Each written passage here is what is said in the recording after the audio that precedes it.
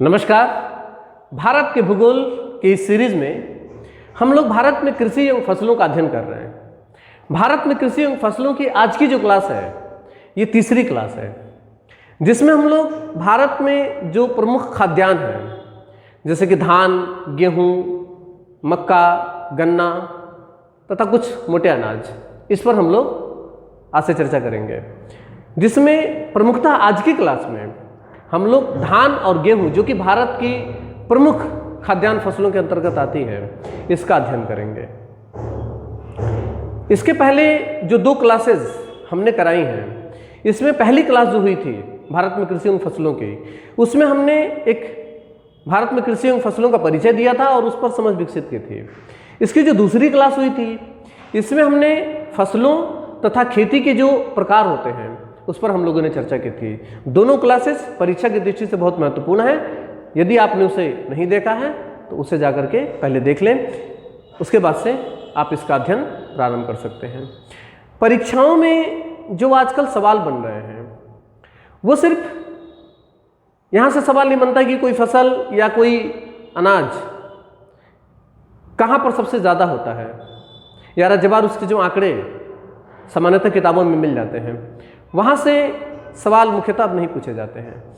अब जो परीक्षाएं हैं उसमें आपसे ये उम्मीद की जाती है कि आप किसी फसल को लेकर के या आप किसी कृषि को लेकर के आपकी समझ कितना विकसित है, अर्थात कृषि विज्ञान से संबंधित सवाल जो बनते हैं वो प्रमुखतः आजकल ज़्यादा पूछे जा रहे हैं। इसीलिए हम लोग जो भी खाद्यान्न है, जो प्रमुख खाद्यान्न है, उस पर हम लोग विस्तृत तौर पर चर्चा करेंगे। इसीलिए ये क्लासेस कुछ ज़्यादा हो सकती हैं। आज की तीसरी क्लास है। कल की क्लास में हम लोग जो मुख्यतः दलहनी फसलें हैं इस पर बात करेंगे। फिर इसके अलावा हम लोग तिलहन पर बात करेंगे। इसके अलावा अर्थात हॉर्टिकल्चर जैसे कि फूल, फल, सब्जी, इस पर चर्चा करेंगे। तो इस तरीके से कृषि विज्ञान से संबंधित ये जो टॉपिक है, जो कि भूगोल के अंतर्गत हम लोग पढ़ रहे हैं, ये थोड़ा विस्तृत होने वाला है। मैंने इसकी उपयोगिता बताई थी कि विस्तृत क्यों होने वाला है, क्योंकि ये तमाम विषयों से संबंधित काफ़ी महत्वपूर्ण भूमिका निभाता है। जैसे कि कृषि जो विज्ञान है उसमें तो ये है ही, अर्थात आपकी परीक्षाओं में जो कृषि विज्ञान से संबंधित सवाल आते हैं उनके लिए भी हम लोग इसका अध्ययन कर रहे हैं। इसके अलावा भूगोल में जो फसलों से सवाल आता है अर्थात कृषि से सवाल आता है, हम लोग उस दृष्टि से भी इसका अध्ययन कर रहे हैं। इसके अलावा मैंने बताया था कि लेखपाल परीक्षा में जो ग्रामीण परिवेश होता है, तो ग्रामीण परिवेश में मुख्यतः कृषि एक प्रमुख टॉपिक होता है। हम लोग इसका अध्ययन उसकी दृष्टि से भी कर रहे हैं। इसके अलावा जो अर्थव्यवस्था है, हम लोग कृषि अर्थव्यवस्था की दृष्टि से भी इसका अध्ययन कर रहे हैं। तो इसलिए भारत में कृषि एवं फसलें बहुत महत्वपूर्ण टॉपिक है। मेरे साथ धैर्यपूर्वक सहज होकर के मेरे साथ साथ पढ़ते जाइए। आइए प्रारंभ करते हैं आज की क्लास। आज की क्लास में मैंने बताया कि भारत में जो प्रमुख खाद्यान्न है धान और गेहूं, मुख्यतः हम लोग इस पर आज की क्लास में चर्चा करेंगे। इसके पहले कुछ बेसिक चीज़ें हैं उसको जान लेते हैं। शीर्ष फसल क्षेत्रफल धारक राज्य जो है, अर्थात भारत में जो फसलें लगाई जाती हैं, जो खेती की जाती है, उसमें जो सबसे अधिक क्षेत्रफल जो धारक राज्य हैं, अर्थात कृषि भूमि जिनके पास सबसे अधिक है, उस आधार पर अगर देखा जाए तो इसमें पहले स्थान पर उत्तर प्रदेश और दूसरे स्थान पर इसमें राजस्थान आता है। इसमें जिस तरीके से आंकड़े हैं, मैंने कहा था कि कृषि आंकड़ों से भरा हुआ एक टॉपिक है, तो इसलिए आप इसको इसी तरीके से नोट करते जाएंगे। शीर्ष फसल क्षेत्रफल धारक राज्य जो है उसमें पहले नंबर पर उत्तर प्रदेश और दूसरे नंबर पे राजस्थान आता है। अगला है कि सर्वाधिक सिंचित फसल, अर्थात वह फसल जिनको सबसे ज़्यादा सिंचाई की आवश्यकता होती है, सबसे ज़्यादा सिंचाई की आवश्यकता अर्थात पानी की उसको सबसे ज़्यादा आवश्यकता है, उसमें सबसे पहले नंबर पर आता है गन्ना, दूसरे नंबर पे धान।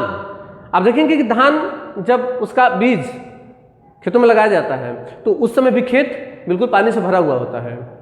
उसके बाद जब उसको वहाँ से निकाल करके दूसरी जगह रोपा जाता है तो उस समय भी खेत पूरा पानी से भरा रहता है। उसका जो पौधा है जब वो लगभग 1 फीट का हो जाता है तो उसकी जो जड़ें हैं वो भी पानी से भरी हुई होनी चाहिए, डूबी हुई होनी चाहिए। अर्थात धान के लिए जो पानी है सबसे ज़्यादा ज़रूरी हो जाता है। और उसके बाद तीसरे नंबर पर आता है गेहूँ। अर्थात ये फसलें जो है भारत में सबसे ज़्यादा इन फसलों के लिए सिंचाई की आवश्यकता होती है। इसके अलावा भारत में जो कृषि निर्यातक चीज़ें हैं, अर्थात वो चीज़ें जिनका भारत से निर्यात किया जाता है, भारत से अर्थात भारत से उन्हें बाहर भेजा जाता है दूसरे देशों में। बाहर भेजने को निर्यात और मंगाया जाता है अगर किसी दूसरे देश से, तो उसे आयात कहा जाता है। तो वो कृषि के उत्पाद जिनका भारत में निर्यात होता है, अर्थात भारत से उसे दूसरे देशों में, भारत में उसकी पैदावार बहुत ज़्यादा होती है जिससे उसे बाहर भेजना पड़ता है या भेजा जाता है। तो उसमें है पहले नंबर पर चावल, दूसरे नंबर पर है कपास और तीसरे नंबर पर इसमें आता है समुद्री उत्पाद। समुद्री उत्पाद का तात्पर्य है मछलियाँ या झींगे, या जो समुद्र से निकलने वाली जो चीज़ें हैं उसकी यहाँ पर बात की जा रही है। मुख्यतः इसमें मछलियाँ और झींगे आते हैं, ठीक है ना। तो चावल, कपास और समुद्री उत्पाद, इनका भारत में सबसे ज़्यादा निर्यात किया जाता है। इसमें गेहूँ नहीं आता है, जबकि गेहूँ उत्पादन में भारत चावल के बाद दूसरे नंबर पर आता है, ठीक है ना, गेहूँ का। अर्थात भारत में सबसे अधिक चावल, उसके बाद दूसरे स्थान पर गेहूँ आता है। लेकिन फिर भी खपत उसकी ज़्यादा होने के कारण गेहूं का आयात नहीं होता है, निर्यात नहीं होता है। इसमें चावल, कपास और समुद्री उत्पाद ही प्रमुखता आते हैं। इसके अलावा जो हमें बाहर से मंगाना पड़ता है कृषि उत्पादों में, उसमें सबसे पहले है दालें। दालें जो हैं भारत में सबसे ज़्यादा होती हैं। ये भी सवाल काफ़ी महत्वपूर्ण है, दलहन में हम लोग करेंगे कि भारत जो दलहन उत्पादन में पहला स्थान रखता है, लेकिन फिर भी हमें दालें यहाँ पर मंगानी पड़ती हैं। क्यों मंगानी पड़ती हैं? क्योंकि भारत में जो दलहन है उसकी खपत बहुत ज़्यादा है। भारत में एक बहुत बड़ी संख्या में जो लोग हैं वो शाकाहारी हैं, और शाकाहारी लोगों के लिए प्रोटीन का जो सबसे बेहतरीन और सबसे अच्छा जो या खाद्यान्न है वो दालें हैं। तो इस वजह से भारत में दालों की खपत सबसे ज़्यादा होती है, उत्पादन भी इसका सबसे ज़्यादा होती है। लेकिन इसके बावजूद भी दलहन हमें बाहर दूसरे देशों से मंगाना पड़ता है, ठीक है। तो ये कुछ प्रमुख चीज़ें हैं, मैंने यहाँ पर लिखी हैं, इसे आप इसी तरीके से यहाँ पर नोट कर लेंगे। ये प्रारंभ करते हैं भारत में जो खाद्यान्न फसलें हैं, इसमें सबसे पहले हम देखेंगे धान। इसमें सबसे पहले धान अर्थात चावल। चावल ग्रेमिनी कुल का पौधा है। इसके अलग अलग फसलों के अलग अलग कुल होते हैं। ग्रेमिनी कुल अर्थात अगर कोई पौधा है और उसके जो पत्ते हैं वो कुछ इस तरीके से हैं, उसके जो पत्ते हैं इस तरीके से, ठीक है ना। अब देख पा रहे हो, जैसे कि धान का पत्ता, जैसे कि गेहूं का, मक्के का, गन्ने का किस तरीके से होता है, इस तरीके से होता है। तो इस तरीके के पौधे जो पत्ते होते हैं ये लगभग सभी जिनमें इस तरीके का पत्ता पाया जाता है, किस आकार का, इस तरीके से लंबा लंबा, ठीक है ना, इस तरीके से आगे नुकीला होगा और काफ़ी लंबा सा। तो ये लगभग ग्रेमिनी कुल का पौधा होता है, ठीक है ना। तो इसी तरीके से धान जो है ये ग्रेमिनी कुल का पौधा है। ये उष्णकटिबंधीय जलवायु का पौधा है। उष्णकटिबंधीय जलवायु का, उष्णकटिबंधीय जलवायु से क्या तात्पर्य है कि इसके लिए, जैसे कि ये हमारी पृथ्वी है, पृथ्वी को दो बराबर भागों में बांटने वाली जो रेखा होती है उसे विषुवत रेखा कहा जाता है। इसके ऊपर 23.5 डिग्री नॉर्थ को कर्क रेखा और इसके 23.5 डिग्री साउथ को मकर रेखा कहा जाता है। तो सूर्य की जो लंबवत किरणें हैं वर्ष भर इसके बीच में विचरण करती हैं, तो यहाँ पर सूर्य की किरणें लंबवत होती हैं, इस वजह से यहाँ पर तापमान सबसे अधिक होता है, और तापमान अधिक होता है तो इन क्षेत्रों में वर्षा भी सबसे अधिक होता है। तो धान जो है मुख्यतः इसी क्षेत्र की या इस क्षेत्र में सबसे अधिक धान उगाया जा सकता है। तो धान मुख्यतः उष्णकटिबंधीय जलवायु का पौधा होता है, ठीक है ना। धान का जो रासायनिक नाम है अर्थात चावल का जो रासायनिक नाम है क्या है, Oryza sativa. Oryza sativa, Oryza sativa जो है ये धान का रासायनिक नाम है। आप प्रत्येक बातें इसी तरीके से लिखते जाइएगा। धान ग्रेमिनी कुल का पौधा है, इसका रासायनिक नाम ओराइजा सटाइवा है तथा यह उष्णकटिबंधीय जलवायु का पौधा है। यह उष्णकटिबंधीय जलवायु का पौधा है। अगला है कि भारत चावल उत्पादन में चीन के बाद दूसरा स्थान रखता है। लिखा है यहाँ पे कि चावल उत्पादन में भारत का चीन के बाद दूसरा स्थान है। अर्थात वैश्विक स्तर पर अगर इसे देखा जाए तो चीन के बाद भारत का दूसरा स्थान आता है, अर्थात चावल उत्पादन में चीन का पहला स्थान है, ठीक है ना। भारत में चावल की जो है 3 फसलें होती हैं। भारत में चावल की 3 फसलें होती हैं। पहला ओस, पहले कहा जाता है ओस, ये शरद ऋतु की जो फसल है इसे ओस कहा जाता है। दूसरा है अमन, ये शीत ऋतु की जो फसल है उसे अमन कहा जाता है। और तीसरा है बोरो, ये ग्रीष्म ऋतु में, मानसून काल में जो लगाया जाता है उसे बोरो, शीत ऋतु में अर्थात जाड़े में जो लगाया जाता है उसे अमन, और शरद ऋतु में बसंत टाइप में जो होता है उसमें ओस कहा जाता है। ठीक है ना, इस तरीके से तीनों ऋतुओं में भारत में धान लगाया जा सकता है। ठीक है ना, अलग अलग क्षेत्रों में अलग अलग इनमें से लगाया जाता है। क्लियर है। हालांकि भारत के धान का कटोरा किसे कहा जाता है? छत्तीसगढ़ को कहा जाता है। छत्तीसगढ़ में मुख्यतः जो महानदी घाटी बेसिन है, महानदी का जो बेसिन है, ठीक है ना, वहां पे सबसे अधिक धान का उत्पादन, यहां पर नदी है, ये छत्तीसगढ़ है और ये एक नदी है इस तरीके से, इसका नाम है महानदी। तो महानदी का ये वाला जो हिस्सा है, ये छत्तीसगढ़ के अंतर्गत आता है। ठीक है ना, तो महानदी का जो बेसिन है ये धान की खेती के लिए सबसे उपयुक्त होता है, यहाँ पर सबसे अधिक धान होता है। तो यही कारण है कि छत्तीसगढ़ में महानदी घाटी बेसिन को, महानदी बेसिन को क्या कहा जाता है? भारत के धान का कटोरा कहा जाता है, भारत के धान का कटोरा कहा जाता है। लेकिन अगर हम सिर्फ दक्षिण भारत की बात करें, सिर्फ दक्षिण भारत, तो दक्षिण भारत में यहाँ पे कावेरी नदी है, इस तरीके से यहाँ पर प्रवाह होता है कावेरी नदी का। कावेरी नदी में लगभग हर ऋतु में, जैसे कि ग्रीष्म ऋतु में जब मानसून काल आता है तो मानसून से भी इसका जो ऊपरी हिस्सा है उसमें बारिश हो जाता है, जो सह्याद्री के आसपास है, सह्याद्री से निकलती है।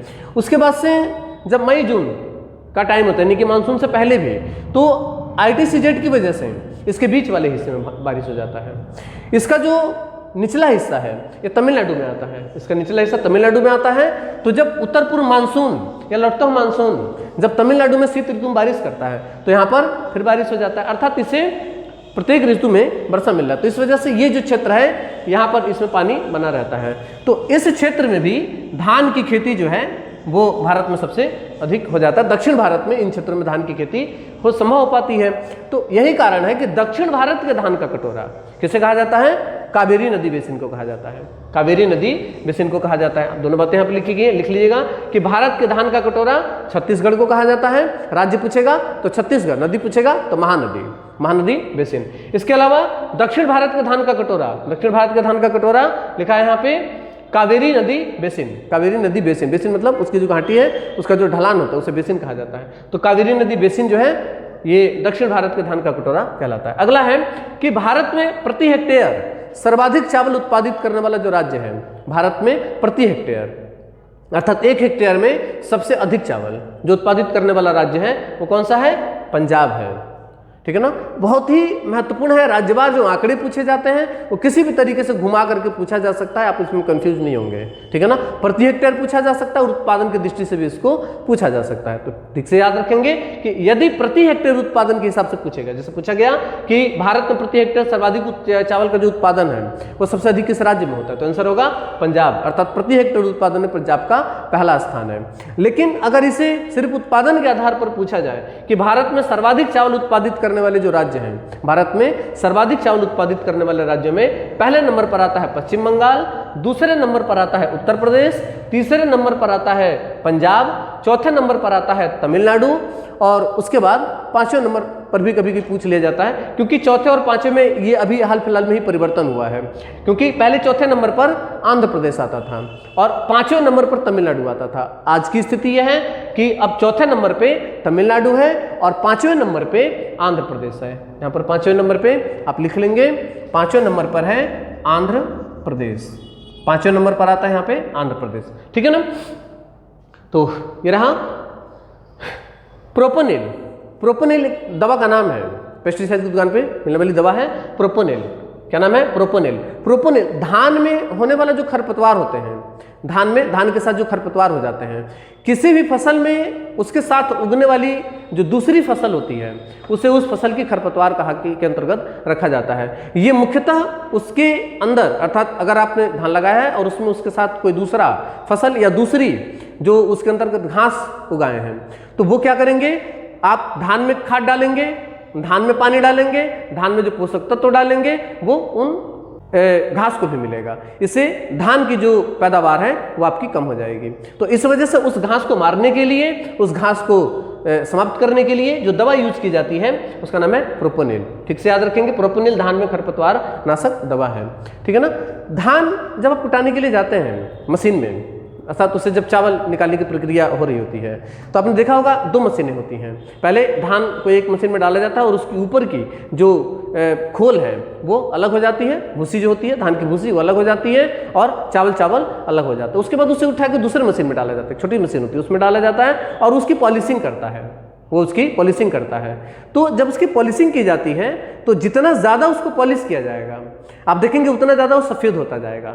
ज़्यादातर शहरों में जो लोग होते हैं वो कहते हैं कि भाई सफ़ेद चावल चाहिए, बहुत बढ़िया चावल लगता है सफ़ेद चावल, पॉलिशिंग होगा तो वो उसमें थोड़ा गंदा नहीं दिखेगा, यानी कि वो बिल्कुल सफ़ेद कलर का हो जाएगा, वाइट कलर का हो जाएगा, लेकिन वो बहुत बेहतर नहीं होता है।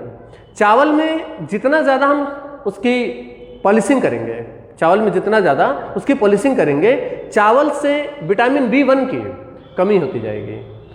अर्थात बहुत ज़्यादा उसकी पॉलिशिंग नहीं करनी चाहिए, 1 से 2 बार, इससे ज़्यादा उसकी पॉलिशिंग नहीं करानी चाहिए। उसकी हम जितनी ज़्यादा पॉलिशिंग कराएंगे उसमें विटामिन B1 की कमी हो जाएगी। और विटामिन B1 की अगर कमी होती है तो उससे कौन सा रोग होता है? बेरी नामक रोग होता है। विटामिन B1 की कमी से बेरी नामक रोग होता है। ठीक है ना। तो इस वजह से उसको बहुत ज़्यादा उसकी पॉलिशिंग नहीं करानी चाहिए। ये रहा चावल से संबंधित कुछ महत्वपूर्ण जो चीज़ें हैं। यहाँ पर लगभग चावल से बनने वाले जो भी सवाल हैं यहाँ पर हमने लिख दिए हैं, आप इसी तरीके से इसको नोट कर लेंगे। अगला हम लोग देखेंगे गेहूँ।